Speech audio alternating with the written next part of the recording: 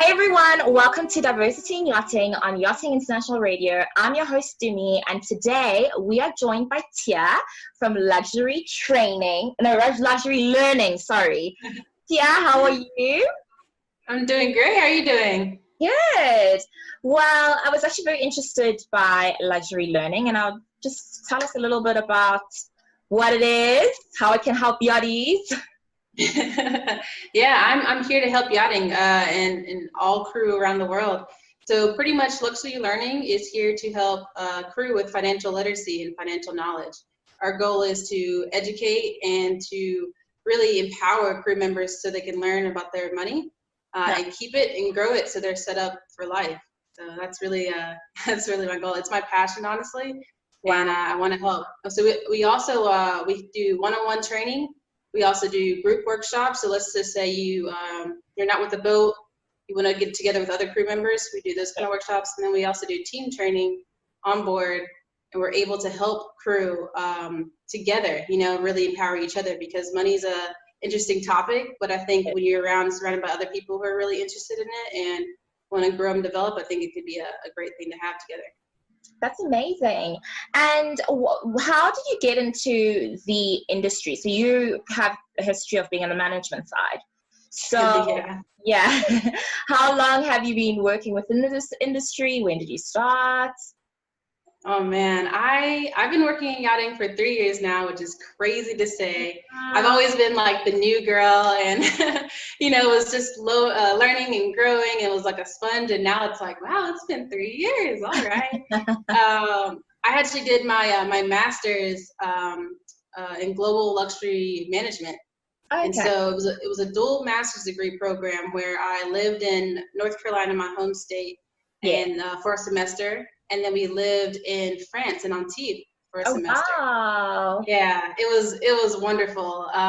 We did luxury tours in New York City, and I actually did a little tiny trip to Paris and Barcelona. That was like spring break. But what happened was, North Carolina, there's no yachts. Yeah.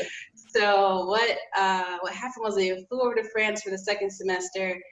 Living in Antibes, and you're just 5 minutes away from all these gorgeous yachts, and I'm like, what is this? I'm picking this as my luxury that I want to focus in, and it was, my life changed ever since then. So that's what got me into yachting. That is insane.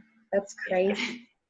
And we're obviously on the topic of diversity, and I think that there needs to be growth within the industry and diversity.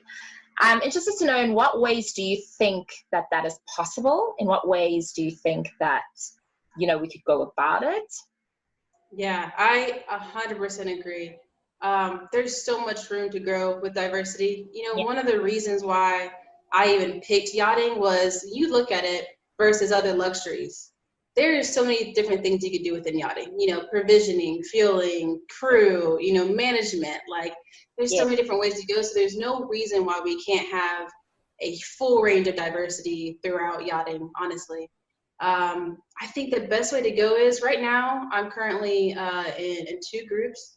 And there's just so many different groups. Chartered groups, brokerage groups, young professionals groups. There's so many different areas and people who are already grouping together in yachting. There's no reason why these groups can't implement even more promotion of diversity throughout the industry, because it's already there. So I think that's the best way to start.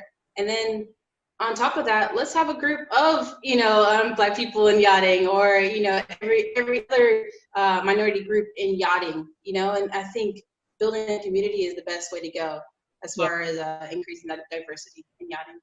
Yes, I completely agree. I'm already on a group with yachties that are in the industry. Surprisingly, it's not many, but it is a great way to start that community, just to know where everyone is, what everyone's looking for. To also look out for each other, which boats are hiring this, who's been on this yacht, who's been on that yacht. So it's a really great way, one, to network, two, to know where everyone is, and like you said, three, to build that community.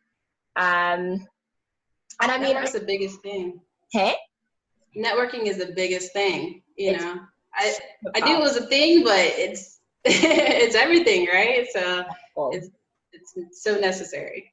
And I mean, now I think we're really blessed with technology. Technology is a demon, but it can also be an angel. And if it's used correctly, you know, I think that this is a way that we can build a community and for people to know that, look, there are people of color, and people of color being Indian, Asian, you know, Filipino, whatever it is, that there is a community that is just like you. Yeah, exactly. And I think that's the key too. It's not just one level. We want everything. We want to see it all. And when you bring in those different cultures, those different aspects, I mean, we already know that in yachting, how it's so beautiful bringing in different cultures. But imagine us, you know, tripling that of how much different backgrounds we can bring into yachting. It's going to be beautiful, and we're going to move forward, you know, doing great things. I agree. I completely agree with you. And I think that we mustn't forget that the diversity has to happen at all levels. It's not just like hiring. This is my thing. Just hiring me and putting me in laundry, great. But I also want to see a person of color that's a chief stew. I want to see a person of color that is a captain. I want to see a person of color that's a boatswain. I want to see you at the upper level. I want to see a person of color in the middle of Monaco that is a yacht broker. Because trust me, there's definitely a type. I'm gonna say I think we know that. Do you know what I mean? And it's like, why are there more female types of women that are in charter yacht brokerage rather than it being mixed as well? Like, we need to see not just lower level jobs or just for hiring purposes, but higher upper level jobs. Like, that's what I want to see, because we need to have people to aspire to be like at the end of the day. So I mean, across the board, you're so right. Even like you said, charter, you know, and brokerage, you know, one is very male leaning and one is very female leaning, you know, like seeing that mix and hoping that females are able to break through if they want, you know, into the broker side. That's one aspect. And same thing on the management side, same thing on the owner's side. That's like with luxury learning, my passion truly is financial literacy. And so not only am I trying to help crew, I'm trying to help youth in general, because my goal, if my success in life is being able to help youth, especially Black youth for myself, I want to see you as the owner. I want to see you as the owner of the boat, and then you go off and you hire diverse crew, you hire diverse management, you know, because that's what you want to see. That would make my life, honestly, you know. So like you said, top down, I want it everywhere. It has to be everywhere. It's the only way. It really is the only way. And that's how you attract people of color. At the end of the day, if I'm seeing a person of color that's a chief stew, I'm like, oh wow, that's possible. Like, I'm entering the industry. But if I'm seeing none of that, like our mind, how it works, is just like, oh, maybe that's not my place. And that's not the case, because we're allowed to be wherever we are. We're allowed to dream whatever we want to dream. And, you know, we should be we should be feeling comfortable in entering with whichever industry we want to enter in. But if no one to look up to, or there's no one to, you know, prove the representation is so key. Honestly, that's what had me go with the management company that I picked. I was on their website, and I saw a Black woman, and I said, so this is doable. You know, I can see myself. And I think people don't understand, as a person of color, you're going to want to see yourself. And if you never see yourself, if you never know about yachting, you don't know it's this because it's not in your range, in your area. How are you ever going to enter this, you know, beautiful industry if it never even says that you apply to this? You know, you're actually supposed to be here. So it matters so much with diversity. That's so true. Representation is just key. Yeah, that's key. And I guess that's why it has to be at all levels, because how do you expect to have a Black captain if there's no representation of a Black captain? We got to start somewhere. And you know, like we were talking before, we know it was before me and you. We know people have come before, and that's where growing that community and that building is saying, like, hey, we're all here. The more we can show that we're here, the more people will feel comfortable in joining, you know, and we get the message out. I think that's going to be the best starting point. Yeah, is to say, hey, we're here. Yeah. And, you know, within the management side of things, do you feel that there's a massive sense of diversity within that sector of the industry at all? Honestly, not really. Yeah. But that's more so across the entire world, the entire board, and all of yachting. Let's be honest, right? It just isn't.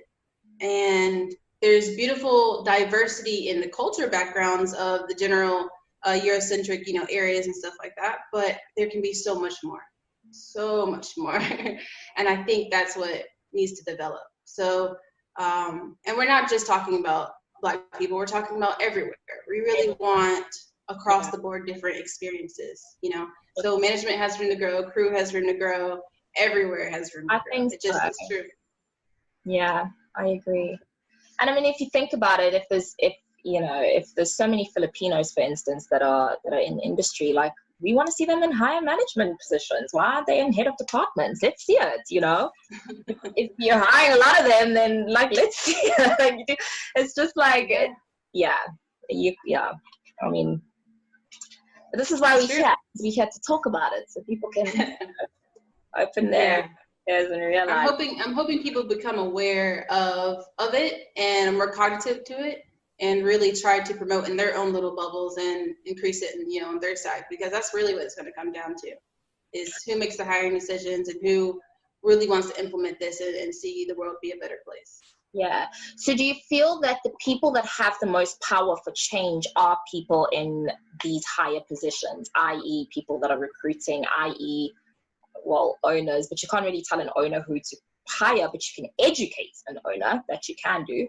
Like, do you feel that that's where the power lies? Because a lot of people will say, oh, but like, as a stewardess, like, if they don't want you on board, then you should move to another boat. But people don't realize that higher management actually have the power.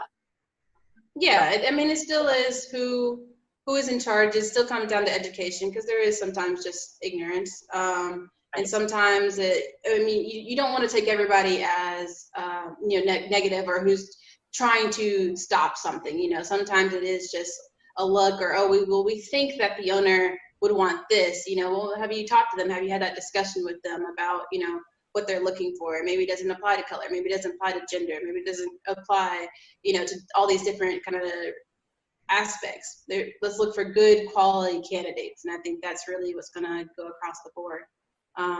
But yeah, I mean, it starts with each person, but of course it's going to start with people who are hiring, and who is really the doorkeepers of inclusion. That's really great.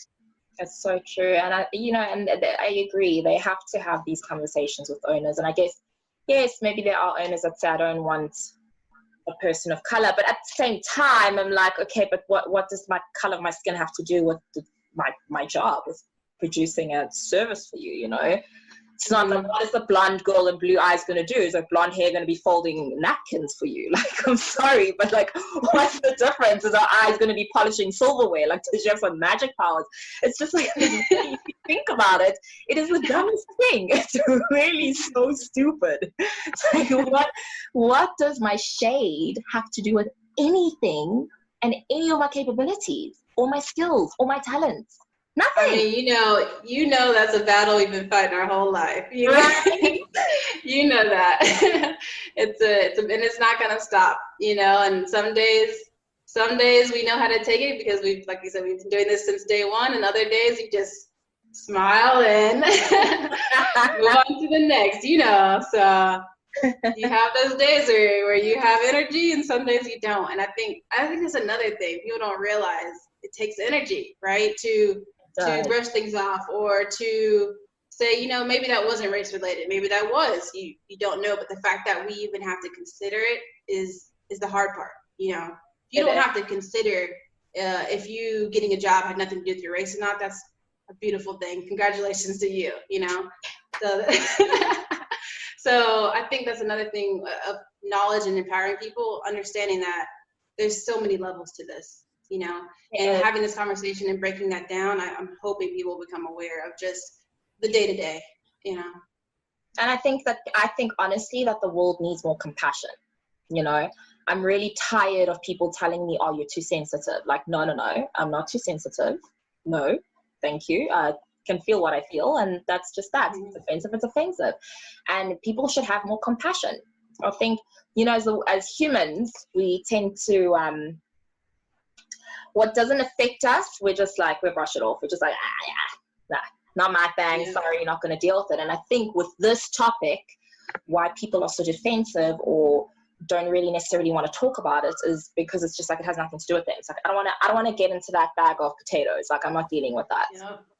Yeah, it's a lack of, you have empathy, and sympathy, I guess, and you really just, it doesn't have to be you, or it doesn't have to affect a family member or something for it to be an issue or a cause that you stand up for. Like, it should just be empowering humans around the world, of every kind of diversity. That's really what you need to see across the board of, like you said, compassion. It comes down to that, and just making sure you're standing up during those moments, instead of just saying, you see it all the time and throughout the world. Obviously I'm in America, so you're seeing a lot of that, of you saying, like, we've been trying to tell you there's been an issue for years, decades, centuries, so let's, if you really are our friend, you really are for us, you really, use our culture, let's get some of that energy back.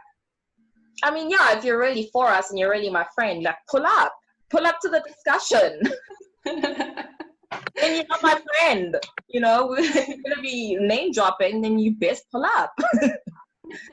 Defend me, talk about it, engage with the topic, like that. I think this issue is a worldwide issue. I don't even think it just starts with yachting. Even in South Africa, predominantly people of color in this country, I still question if I didn't get employed for the color of my skin. So, it's everywhere. It's literally everywhere. But I think this is a starting point. We're definitely on the right track. Yeah, yachting's a great starting point. That's where we have to work, and want to work. So I want to see it right next to me, and I will say, when I started, I was greeted welcomely. It was hard to get into the industry. I'm not going to lie about that. It was very hard to get in the industry, but when I got here, it was very welcoming. And I did see that. So that's not saying that yachting isn't at all. We're just saying we want more, we want more across the board, everywhere, on all different levels, sizes, genders, everything. Because there's so much room for it. I think that's the key. I completely agree. I think it's a beautiful community. I've got great friends in the industry, and they're very warm and welcoming, and it's just about finding your tribe of people. But like you said, we just want more. Like, just imagine the more the merry. Like, it would be insane, because diversity brings a really good working environment if it's done well, so I really wish that there's more. I'm sure there will be. I have hope. It's so true. Is there once been like, oh no, it's too diverse? So it's going to be great. And I think in the future it's going to be more, and I think I see nothing but great things coming ahead. That's really going to be the key. No, it is going to be the key. It's going to be good. I have hope. Yeah. We're on the right track. We'll see more people of color in higher positions. Maybe myself, you never know. I'm just kidding. Yes, claim it. And me too. I'm really here to help, and I think even me getting out, even you getting out, is going to show great things, and younger women too. Going to show like, hey, we're here. Come join us. Yes, definitely. Tia, thank you so much. It's been incredible having you on the show. Yeah, thank you. Yeah, you guys, ever want some financial advice, definitely follow Luxury Learning on Instagram. Yes, come join. Seriously, DM. I think it's amazing. I think I know myself, I wouldn't know what to do with the money that I can tell you for free. So I'm glad that there's. You were not the first person to say that. They're like, please help me. And I'm like, I'm here for you. Yeah, with the charter tip in hand. Please help me. I'm here to help. Oh my gosh. Anyway, thank you everybody for watching Diversity in Yachting on Yachting International Radio. I'm your host, Tumi, and I will see you next week. Bye.